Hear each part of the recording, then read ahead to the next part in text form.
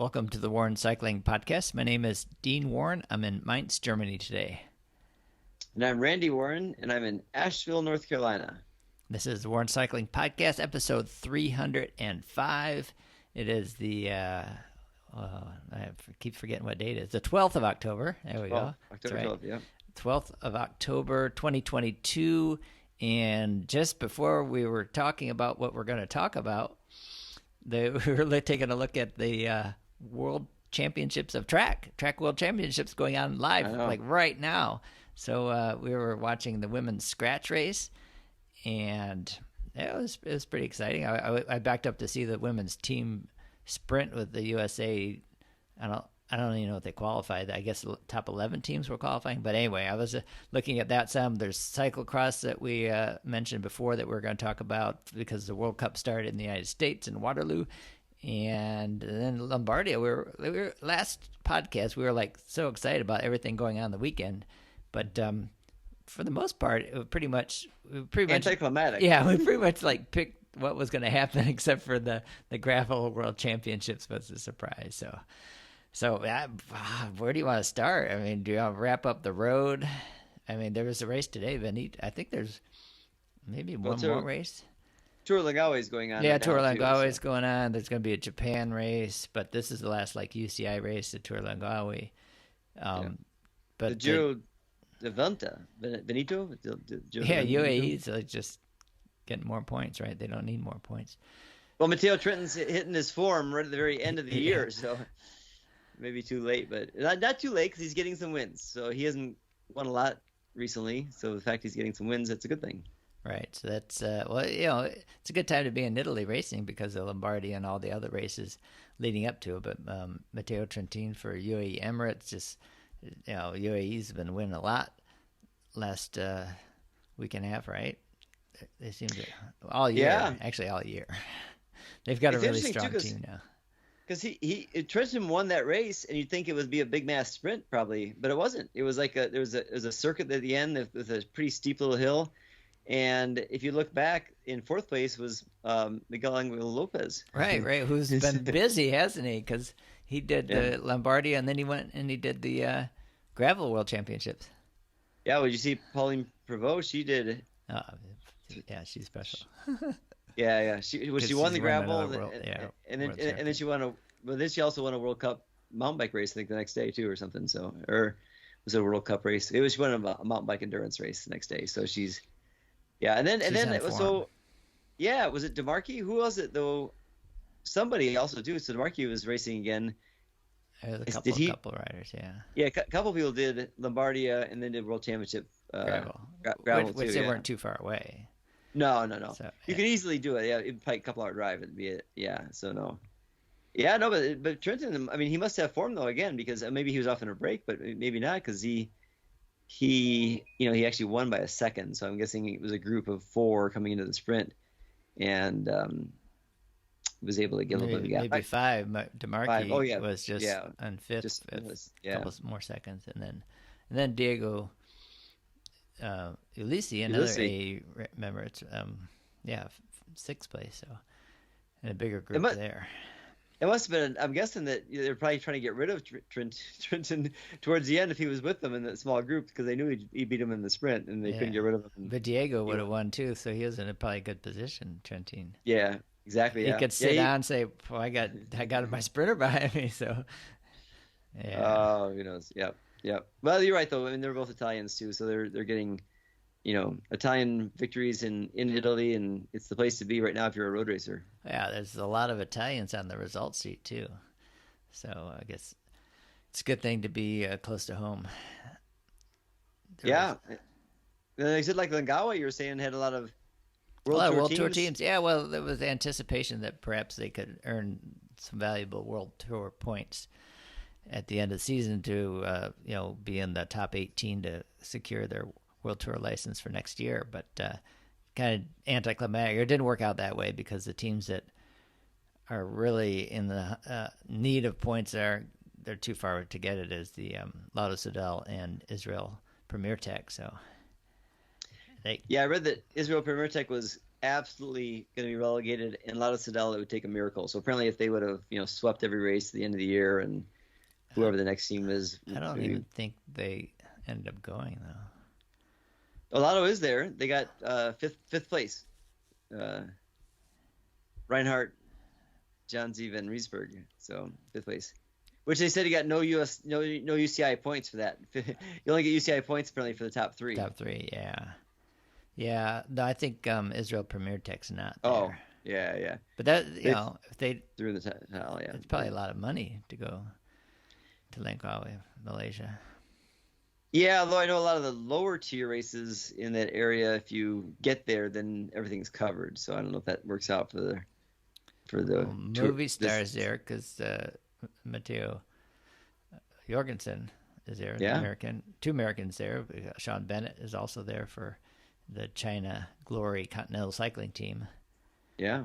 And so movie stars, which is funny because Sean Bennett finished one spot ahead of George Bennett.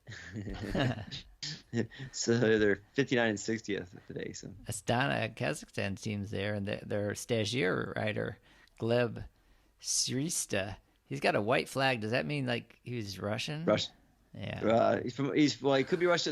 Actually, it's funny, he is from Russia, but there apparently, I forget how many countries there are. There's several countries who are competing underneath, like a white flag because their countries have been sanctioned. So I thought it was only Russia maybe had been sanctioned, but apparently not. There's several countries that. Maybe. Yeah. Wait. Yeah. He won the first stage. He was second in the second stage. He's stagiairing, so I think he's really putting on a good show to maybe get on the Kazakhstan main team. Let's see. UAE Emirates is there, which I don't know what they would be doing there, but Kofidis is there. A movie star, like we said. Alpes and Dukenek is there. David Vanderpool is there. Now, Matteo and David were always together racing cyclocross. And since cyclocross is going on now, I guess David, I don't know if he's going to do a full. I was wondering about that today earlier, thinking about the cyclocross season, and really the top Europeans are in the U.S. And I wondered if Matteo Vanderpool and Walt Van Aert and Tom Pidcock, like really the top three best cyclocross racers who are road racers now, what kind of program they'll have in cyclocross this winter. Well, there's an article that Matteo Vanderpool said that he's not going to race as much. So I think he said 10 to 15 cross races and only one Grand Tour next year. So interesting. What's here? Yeah, 10 to 15 cyclocross races and only one Grand Tour for Dutchman in 2023. So, and he says he won't race until he's 40. I definitely won't go on racing until I'm 40 years old. So yeah. Did you see that Tom Boonen called out Walt Van Aert too for not doing Lambardia? It looked like. Oh really? Yeah, it says Boonen calls out Walt Van Aert for missing a monument in 2022, and then quote, "It's all that matters," end quote. So he raced all the other monuments, not this one? Yeah, I don't know. I didn't read the article yet, but yeah, maybe it's interesting too. Well, the Lombardia race was really, I mean, Jonas Vingegaard was on pretty good form, and his team was supporting him well. UAE Emirates, of course, had a super strong team that did everything to set up Tadej Pogacar, and Movistar raced well as this team. Those three teams seemed to be at the front, keeping the break at bay, and bringing it back pretty early. I saw Lawson Craddock was in the break, so good to see Lawson still racing at a high level. And UAE Emirates pretty much did all they needed to do, and it was interesting. I thought to me that Tadej Pogacar, was dropped by Enric Mas a week before, but he said, he was happy with where he was in his form wise. So how is that? I mean, Enric Mas didn't get dropped by Taddy, towards the end. He was able to stay with him, but Taddy knows he has a faster finish, so he was okay with that.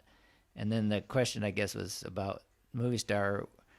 Knowing that, would Enric Mas work with Tadej Pogacar to the line to secure a second place because he's not going to out sprint him? I guess anything can always happen, but Well, conventional wisdom would be, but they had Alejandro Valverde who won the group sprint behind him.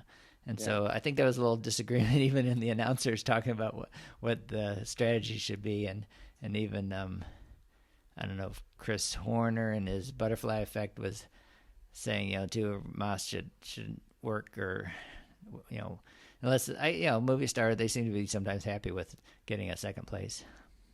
Yeah, I just knowing Chris Horner's analysis a little bit, I don't watch it very often, but my guess is he probably said that Mas just sat on the whole time, didn't done anything, because they did have Valverde's card. Yeah, but he didn't call anyone knuckleheads this time. He thought out probably the strategies of everyone was pretty good. So I think he wasn't that disappointed with it. So second in a monument is pretty good.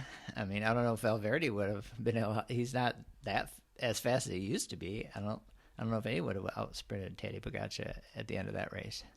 Yeah, it would have been closer for sure. The head-on shot made it look like it was a little closer than it was, although... Well, yeah, I wanted to see the overhead, too, because he definitely celebrated before the line. He looked over, saw where he was, and started celebrating. And so, but from that angle, I thought, ooh, is he taking a chance there to celebrate? But riders usually know. They don't always. No, but the overhead shot definitely showed it was clearly he was going to get the win there. So, yeah, he was able to celebrate for sure. Yeah, it's tough, too. I mean, Valverde obviously is a good sprint. And NXG, he sprinted, if I remember right, from the back too, and he did. Do you think he got a pretty good gap? Yeah, I wondered if people let up. I would think so. I'm not going to try to overtake Valverde in his last race just for a minor place. I don't know. I mean, if you're all going to be top 10, I mean, they're all good. I don't know.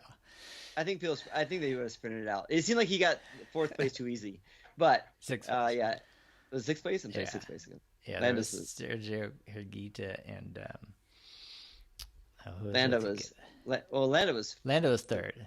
Third, right? Yeah. Yeah, Landa was just hanging on, hanging on. And we bridged back up, then got dropped again. Bridged back up, got dropped again. Yeah. Well, yeah. I don't know. It seemed like Carlos Rodriguez, another Spaniard. So look at that. I mean, it's pretty amazing because Tadej Pogacar first, then Mas, Landa, Higuita, Colombian, and then Rodriguez and Valverde. So you got four Spaniards in the top six. Yeah. In Spain, they have just Movistar is their only World Tour team too. So, which is one more than Italy has, but still, I think that they could definitely use a resurgence. I think isn't Euskaltel Scotty wants to now, or whatever they're called now, but they want to ramp back up to that level again too. So they were, and then they dropped down, but they maintained a team, and now they seem like they want to ramp back up to the World Tour level. Yeah, well, so anyway, I was trying to ask you what you know from your coaching and riding, where Teddy was not able to go with Enric Mas the week before, but so his level's coming up. He's like building up, and he felt good, like where he would be, where he needed to be for Lambardia. So maybe Lambardia is a longer race than the one before. I don't know. Enric Mas, he's riding really well. He since the end of the Vuelta, he's still holding form for quite a long time. How long you can't? That's a long time to hold that form. So maybe is he starting to dip? Or how is it that Tadej knows that being dropped by Enric Mas a week before is okay because he felt like he was good, and then he didn't have any trouble not getting dropped by him in Lambardia? Yeah, it depends on what his training was too, because he was probably targeting to win Lambardia and not the race the week before. So he may have been coming in on a hard block into that race and just not very well rested, and knowing that he didn't need to win that race, that he just needed to have a good performance. Then he's so good that even maybe tired, he was able to ride still real well. Because what he placed in that race, he's second. So he was just dropped by. He just couldn't stay with Enric Mas. So my guess is that he was targeting the Lambardia and was right. Well, for sure he was targeting. Right, but he wanted to be as fresh as possible. In the race the week before, he was okay going into it a little fatigued, not completely ready for that race to win. And that was perfectly fine for him. So that's why he said, he probably was like, "Hey, look how well I raced, even tired." Yeah, but you can't say that. I did 6 hours yesterday. So I rode to the race from. Yeah. My guess is that he was at his best at Lambardia. He was probably not at his best the week before. So, but even at his best, he wasn't able to drop Enric Mas, which sometimes before at his best, he was dropping everybody before, right? So that shows. I mean, Mas. I mean, he's in the form. He's in the form of his career. Yeah, I think so. Well, and he's still young, so it's good. I'm glad because when he was second or on the podium, I don't know if he's second or third in the Vuelta back when he was riding for. Was he riding for Quick Step then? Before he came to Movistar? Anyway, he was on the podium when Simon Yates won like 2017, and then expectations, of course, for Valverde finally at least he's retired, and there is someone that's doing really well to replace him. But between Mas and Carlos Rodriguez is doing really well too. They got some Ayuso is going to be really good as well for as far as Spaniards go. But so those years afterwards, he maybe didn't measure up to what the expectation could have been after being on the podium at the Vuelta, but now he's showing his class again, right? Yeah, so he's 27, and you're right, 2017, it was for Quick Step Floors. So, yeah, I think that the expectations were always that he'd be doing better than he has been. It's interesting, too, he signed through Movistar at the 25, too, but he started out, 2016, at Klein Constantia Continental Team, and then went immediately to the World Tour with Quick Step. So he's been around for a while. He's been racing well, and people think, that he should have maybe been riding better than he has been up to this point. But this year, all the promise that we thought would really come to fruition here. Yeah. Well, I guess sometimes you have to take into consideration 2020 and 2021 with the pandemic and the COVID and everything really put a lot of riders off kilter. I mean, I was reading about Keegan Swarble, poor Keegan Swarble, looking for a contract. Human Powered Health said, "No, we're not going to be able to resign you," and he kind of thought that they were going to, and he could have talked to some other teams earlier, and now that he's not going to get signed, he's contacted the other teams, and they're like, "Oh, we're full now. We can't." So he's kind of in a tough spot, but he was kind of messed up with the COVID time, and I think it was a difficult time for a lot of racers in the 2020 and 2021. So, but Mas, for sure. I don't know if that had any effect on him, but it's good to see him at a very high level. And of course, now with Valverde gone, retired, the expectations will be back on Mas. But at least there are the other Spaniards coming up that'll maybe deflect some of that attention. Yeah, I heard that Movistar signed another major sponsor too. So I saw that too. Yeah, bigger budget, more money. Yeah. Mas has been second 3 times. He was 18, 21, and 22 in the Volta. I didn't realize he had 3 times to second place. Yeah. So. Okay. Well, good. He's very, very good, high quality. But man, it's gonna be hard to win Grand Tour when you got the likes of Remco Evenepoel, Tadej Pogacar, Jonas Vingegaard. Maybe Primož Roglic still has a Grand Tour win in him. I don't know. And maybe let's see what Egan Bernal can do coming back. But Ineos is kind of thinking that he's not going to be the guy because they're scrambling a little bit to find out how to contend again. Yeah, it'd be interesting to see. I think Bernal's young enough; he's bounced back so quickly. Yeah, I would think so. I think he's gonna. Yeah, I think if Ineos wouldn't keep him for some reason, that he'd come back. That decision would come back to bite him later on, but. Yeah, I think he's going to do well for sure. But they're not very deep anymore now because I saw where Garrett Thomas said that he might not even do the tour again next year because he really doesn't feel like he has anything else to prove. So I think Adam Yates is now on UAE. And Richie Port's retired. So they don't have all those riders like they did before. So I think the last podcast before I was saying, well, Tadej Pogacar, he had a good year, but he didn't. Defend his Tour de France. He won those other Grand Tours, but he finished so strongly that now he's got 16 wins for the year, which is the most he's had in any year. And one was a monument, won a couple other stage races in Strade Bianchi. So, I mean, he thinks he had a really good year, and I think most people do too. He's the top of the list, I think, on the PCS points, Pro Cycling Stats. So, yeah, he did have an excellent year. He just didn't win the Tour. Yeah, I think he said, but he's really happy. So he said he thought it was his best year ever. Yeah. So I mean, because he also won, the Montreal race too. Right. Yeah, he won that. A good finish. Yeah, and then actually the last race he did before Lambardia, he won that too. So he was second at the Giro della Emilia, and then he was first again at Tre Valia versus Scene. Right. So he finished he came with the on Fleury strong, too. yeah. Yeah. Well, and he did win the youth classification at the Tour de France. Yeah. I think maybe I don't know, the negatives that stick out a little bit because of the Tour, he didn't quite have it to win again there, but also Liège-Bastogne-Liège, where he and was it Liège? No, Tour of Flanders.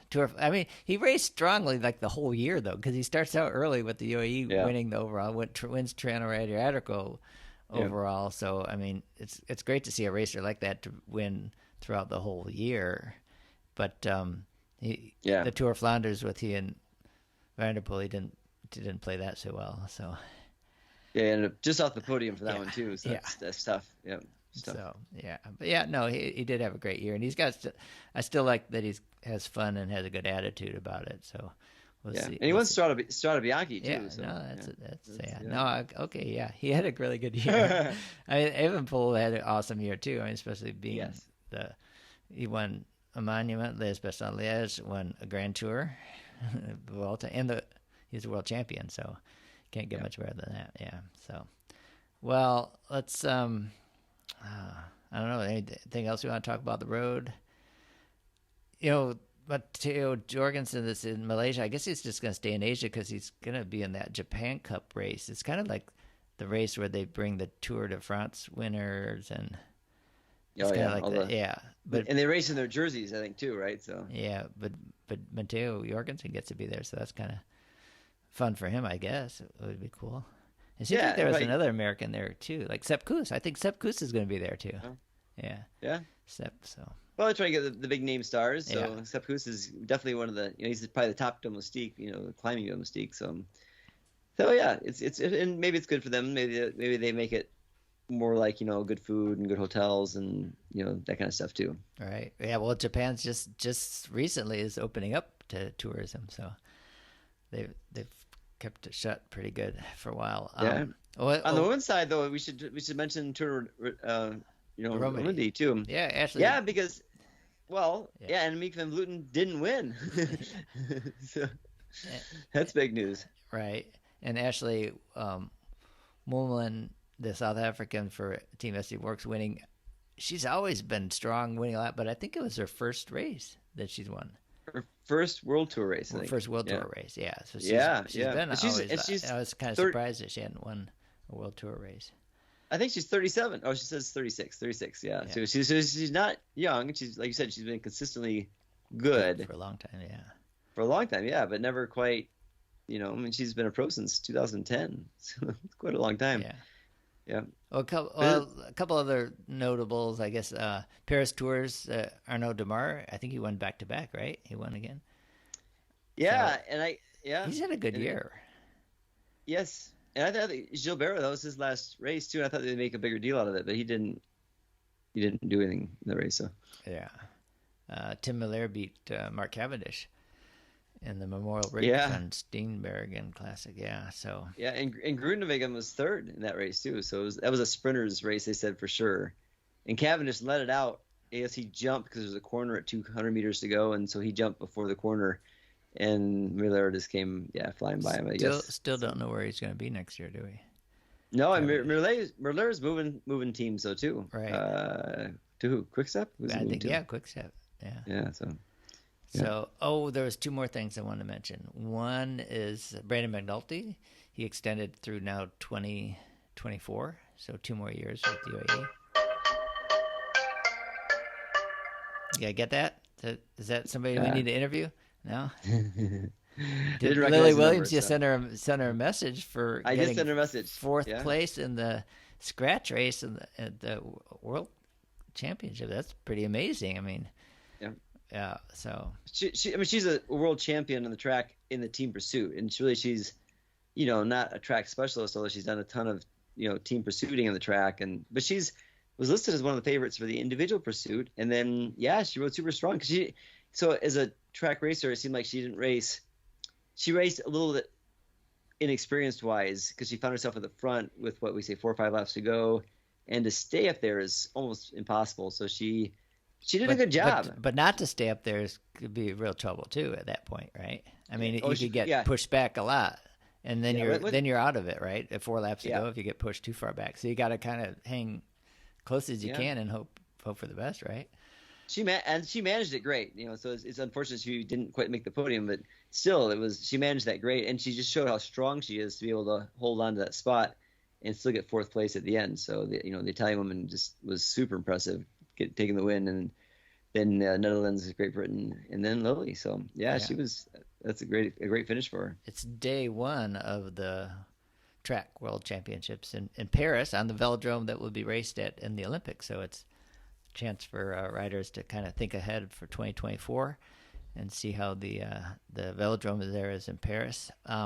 Just the first day, so probably maybe next time we talk, we'll talk a little bit more. But the notable missing from the track is Ashton Lambie, who was the world champion from last year, has decided, well, pretty much back then he decided he's done what he wanted to do on the track, and he has other ideas, interests, so he didn't come back or hasn't been racing on the track to defend that world champion title. Yeah, it sounded like he really wanted to do the team pursuit. That was his highest priority. He's racing with actually, I think, a British team, and USA just couldn't qualify. We tried and couldn't qualify. So I think you want to do the Olympics, right? Yeah. I think if the men's team pursuit program was a little better in the United States and they had a good shot at the Olympics, he would have stayed on the track and been one of the leaders for sure for that team. But it just wasn't going to happen. So I think he had to set the world record and then won the world championships. He just said, you know what, I'm going to do other things and just stop spending time on the track. Yeah, he's doing more gravel racing, isn't he?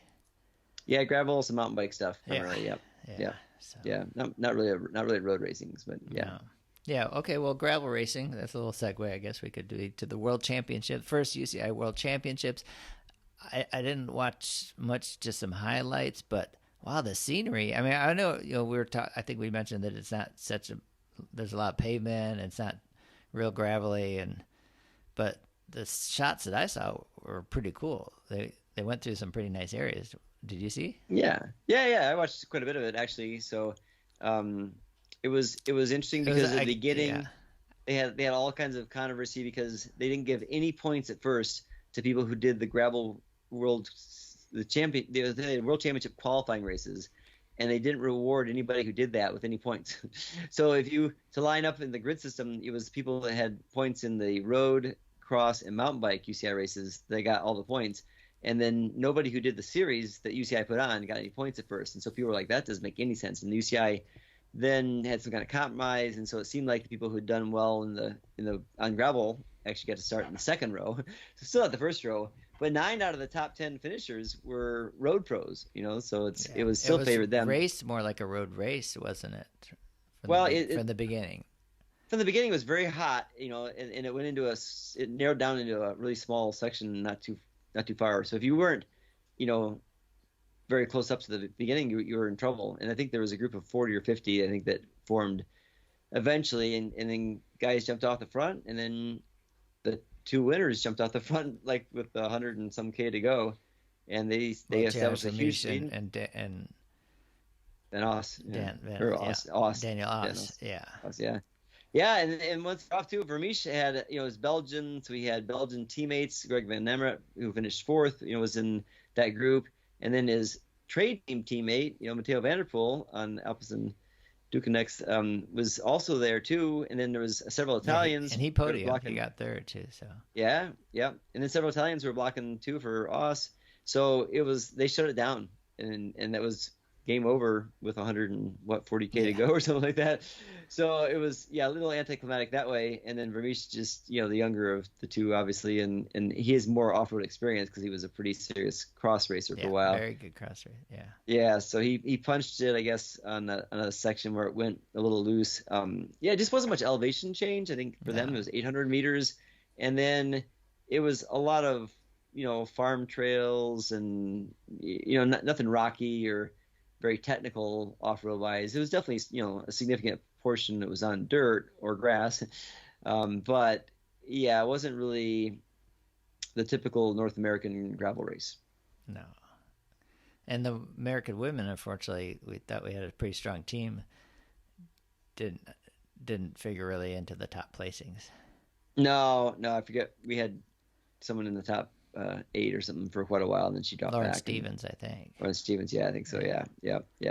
Yeah. And Pauline Prevost, she's just, yeah, she came down a 2-person sprint, so she did it. It wasn't, riding away, but she's so strong. Yeah, she's just, it's her 3rd world championship this year, I think, right? So cross country, marathon, and mountain biking, and then this one for gravel. So yeah, she's an amazing rider and really hitting good form. And when she was really young, she held cyclocross, road, and mountain bike world championships at one time, I think. Simultaneously, yeah. So she's kind of like Marianne Vos, who was winning all the world championships, and then she had injury problems, but then later on she came on to race real strongly again after kind of some years now. And I think Pauline had the same kind of trajectory as where she dominated and then had some other issues, and now she's back to winning again. So yeah, we don't see that quite as much on the men's side, but there has been several women throughout history that have been great on the track, and then cyclocross and road, and then so Pro obviously on mountain biking too. So yeah, it's and they're such quality riders that they're able to shine really brightly in lots of different venues. Yeah, for sure. Well, I don't know. I guess right. Do we say they're going to have the gravel world championships in Scotland then with the other world championship, or not? That's the only one that's not going to be there. Yeah, in 2027 in France, they'll combine gravel with the rest of them. But this next year, it's been awarded to the same promoter in the same area. My guess is they're going to change the course up though, because it was really heavily criticized by gravel people, saying it's not really a typical like gravel course and stuff too.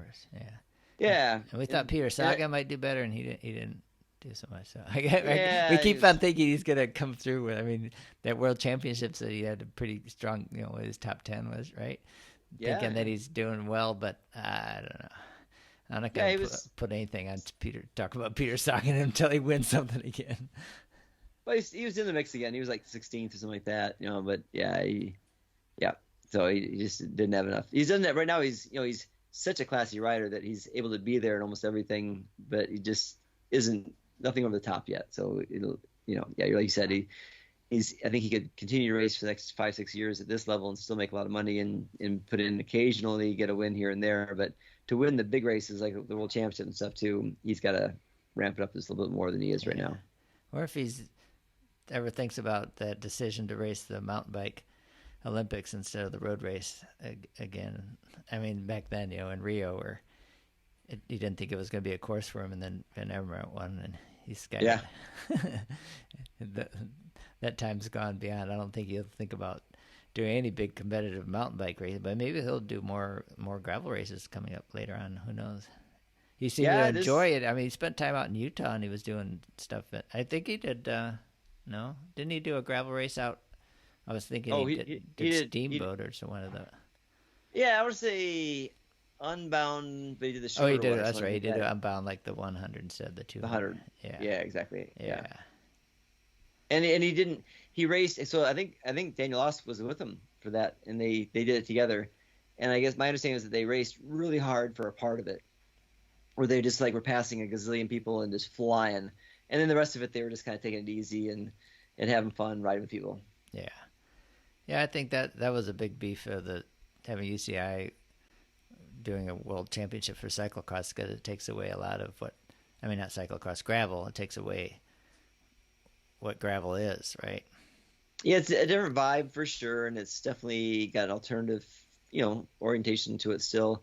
And so it was just having it being, and the same thing with USA Cycling. So USA Cycling doesn't even have a national championship for gravel, because they're trying to be really careful about stepping on people's toes for gravel, because they want to be, they offer insurance for it because they have the best insurance by far of any race promotion place. So they offer the insurance for it, and they'll sanction races from that end, but they're not really trying to take over gravel. So they're kind of trying to tread that fine line where, and if UCI takes over gravel like it is kind of now, that means USA Cycling will have to govern it in some sense, but they don't want to take away, what it used to be. Because, for a long time, Norba mountain biking was much different than mountain biking is now. And at one point there was, I want to say 46,000 members of Norba. And now for the off-road licenses, there's like a few thousand. So it's not, people don't feel like they need to be a normal member to race, or USC Cycling, mountain bike member to be racing off road.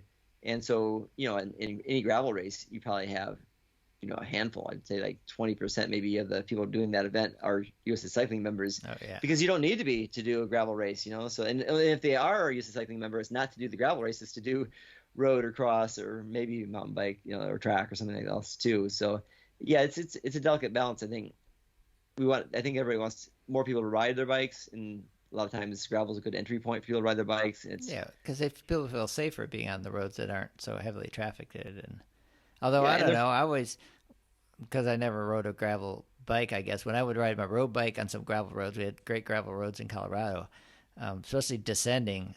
I didn't feel very comfortable descending my road bike down the gravel. Sure. And that gravel bike, has disc brakes, wider tires, a little bit more laid back geometry, a longer wheelbase. So for descending, it's much more stable than a road bike would be. Yeah. Yeah. All right. Well, one thing, we were talking about the track a little bit, but we didn't mention the big hour record that Filippo Ganna, that we thought he was going to, beat it. But man, he crushed it. He just really over a kilometer. Yeah. Yeah. And his pacing was like he was a little under. I mean, he started out slow, which and he just got faster. Yeah, he just got faster and faster, and then he did an amazing hour record, which it seems. I mean, he surpassed was it Boardman that did the Superman? Yeah. Yep. Position and then they said that wasn't legal and he banned it, and so that's when they reset it. That's when didn't Jens Volk then hold he did the hour record, right? Didn't he hold it then? He was one of the first ones to do it again. I don't know if I can't remember that. I know he did it. I thought he had it for a short time, but yeah. Anyway, Filippo Ganna, he's just super strong and time trialist, and he has a track background too, doesn't he? Oh yeah, he was world champion and world record holder in the pursuit. So much shorter event, obviously, but still, he definitely knows the track. Yeah. So. And it was interesting too, because at first I read that he thought he could go faster than he went here if he did it again. But I also read that he had no intention to do it again. And he said that towards the end, apparently I didn't watch it, but he was riding super controlled for so much of it, and in the end he was starting to get a little wobbly. Yeah, that's what I heard too. He was starting to. It was very uncomfortable. He said it was where he was sitting was not comfortable at all towards the end, and it was so not like painful that he had to stop, but so uncomfortable, and then just having it be uncomfortable for a long period of time made it really hard for the last 15 minutes or so.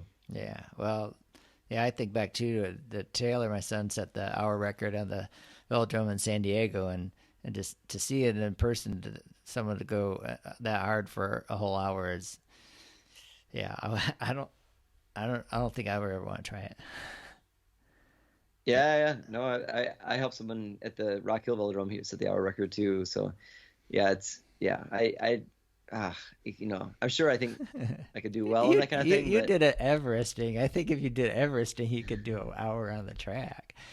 Oh yeah, no, for sure. But it's just in Everesting, you're moving around and stuff too. You don't have to. Yeah. Well. Yeah, it's just sit in that position. You'd have to make sure your aero position was comfortable. You could make an hour in it. Yeah, exactly. Yeah. Because my pursuit position is so extreme that there's no way I could do that for an hour. It's way too extreme. I sit right in the nose of the saddle and I'm bent over and stuff too. So, right. Well, yeah. Although now I'm 50 plus, 60 plus, but we do a 2K pursuit, which is just like two and a half minutes. So it's even shorter yet. Yeah, you can. But yeah, hold a pretty uncomfortable position for 2.5 minutes, right? Yeah. And part of that's the start too, so you're not even in that position the whole time. Right. All right. Well, man, we're ripping through it. We did that such a short podcast last time. I think now we're geared now to not go on and on. We're hitting all our points, talking about what's going on. And we didn't talk a lot about the cyclocross yet, did we? In Waterloo, just the big Europeans were there. They came out in force, and Vincent Bastians, who had won everything, now when he had all his European counterparts, maybe he was tired from winning so much, because in the World Cup race on Sunday, He was even, I mean, maybe he had some mechanical power, I don't know, but he was 13th, and it was 2 places behind the best American male, with Eric Brunner got 11th, which is pretty impressive, with the big Belgians there, Elie Isabert winning, and he's ahead of, who did I say was Van Torenhout, and then Lars van der Haar. Oh, yeah, I found a new website, because sometimes I have to really hunt around to get mountain bike and cyclocross results. And I think when I was looking, I got this link, and it took me to firstcycling.com, spelled out FIRST cycling.com, and it had the results there. And you could see across the top, you can get results on everything: road, track, mountain bike, cyclocross. So, yeah, no, it's yeah. I'm just on it for the first time now. Yeah, I was looking at, but I thought before it was easier to go between the men and women. Now I'm like having trouble finding where's the women, because I was trying to pull out the results there for.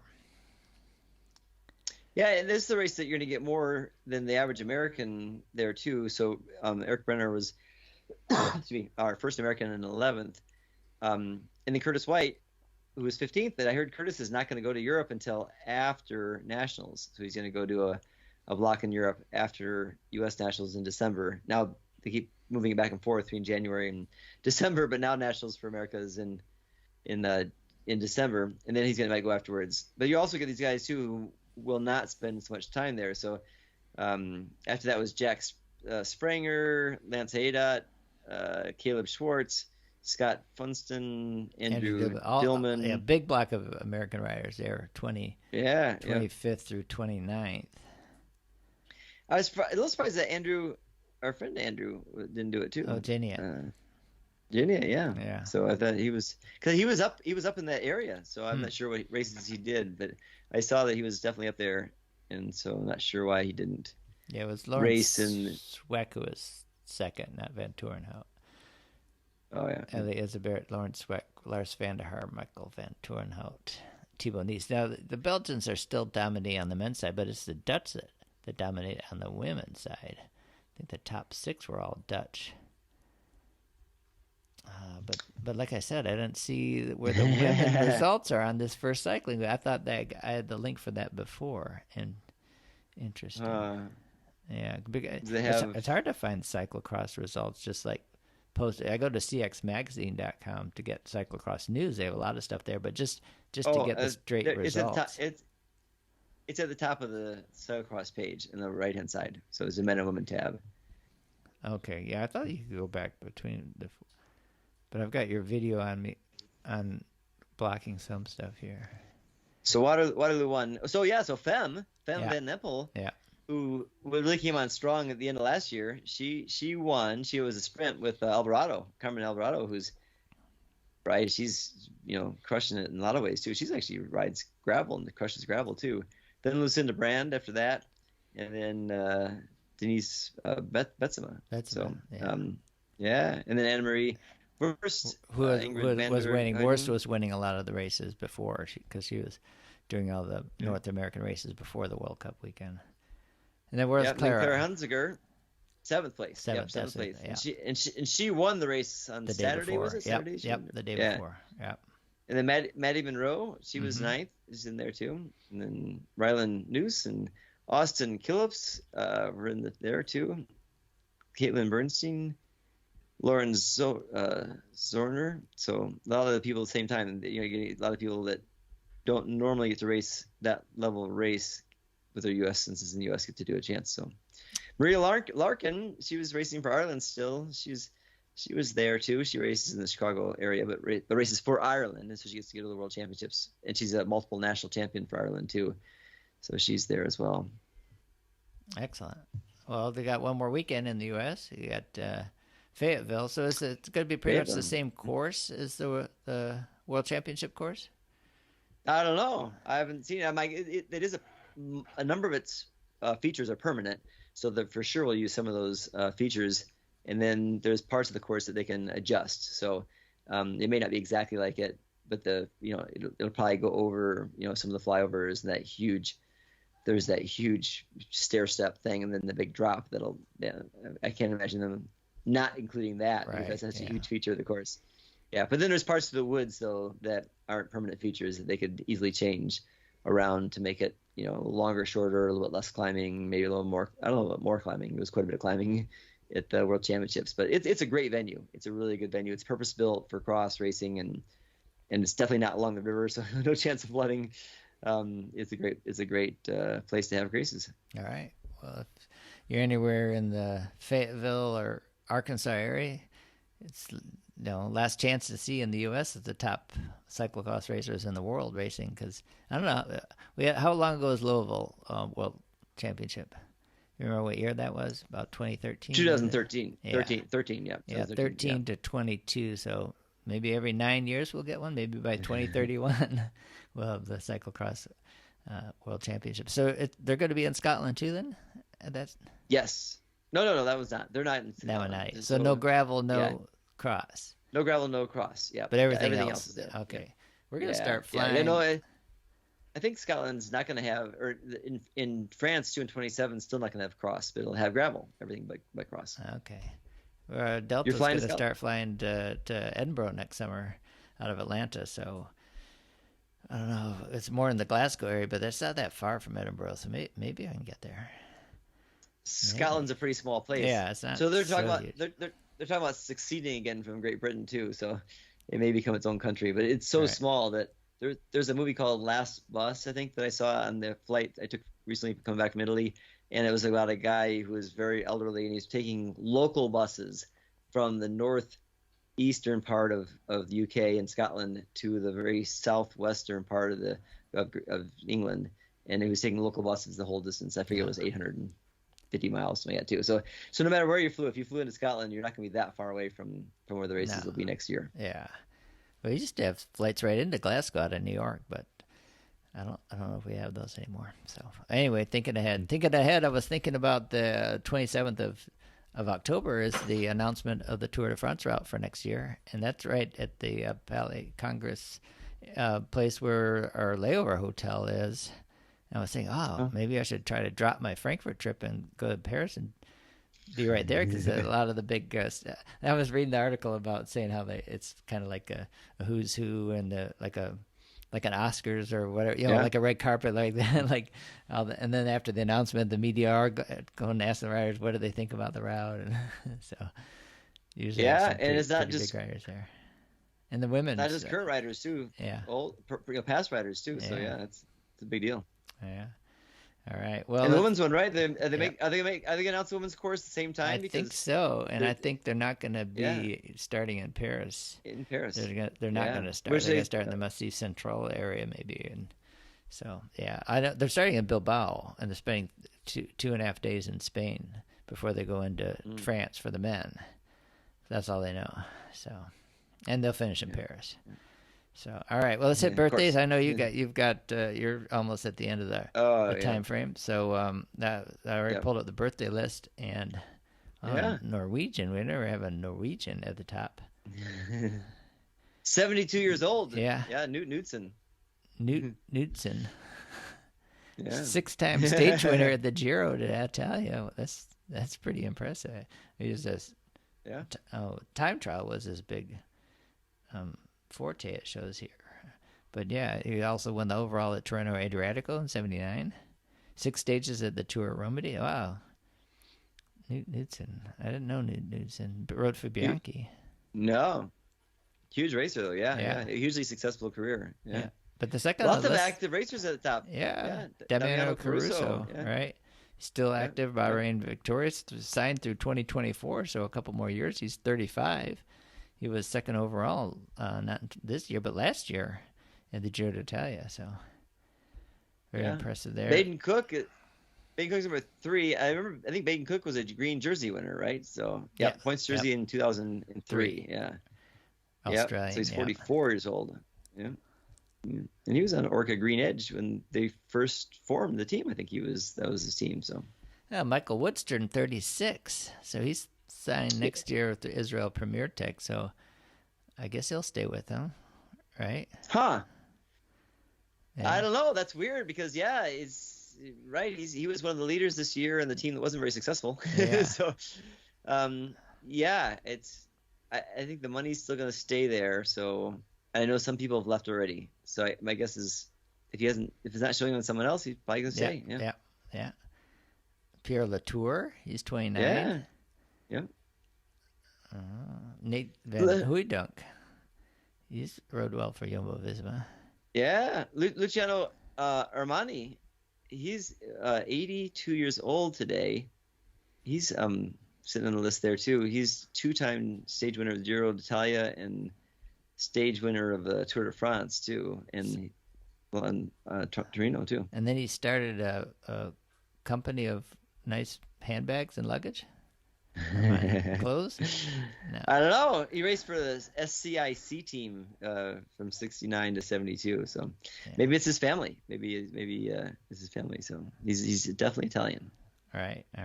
Yeah, let's grab a couple. I'm looking for an American. Americans? I know, right? Any Americans there? Oh, yeah. Eric Moore, 21. Michael Canadian. Alexis Cartier is Michael Canadian guy. Desau's 27. Yeah. Nobody that we're too familiar with. They got 100 on the list. Do they cap the list? I never noticed how many numbers. 100 people. That seems like such an even number of people born celebrating their birthday on the 12th of October. So, Leah Tyrell also is 33 years old. So. All right. Well, that's it for the birthdays. That's it for the podcast. 305 Warren Cycling Podcast. Thanks, Randy, once again, and we'll get together. We've been getting more regular, so that's good, huh? That's especially at our age. It's good to be regular. Yep. Well, always good stuff to talk about. Like I said, next week we'll have more World Championship results from track, so we can definitely talk about that. And cyclocross will be another race in the U.S. All right. Well, thanks, Ray. Have a good weekend, and we'll see you. We'll see you in person soon. Yeah. All right. Yep. I'm looking forward to it. All right. Me too. All right. Bye now. Bye now.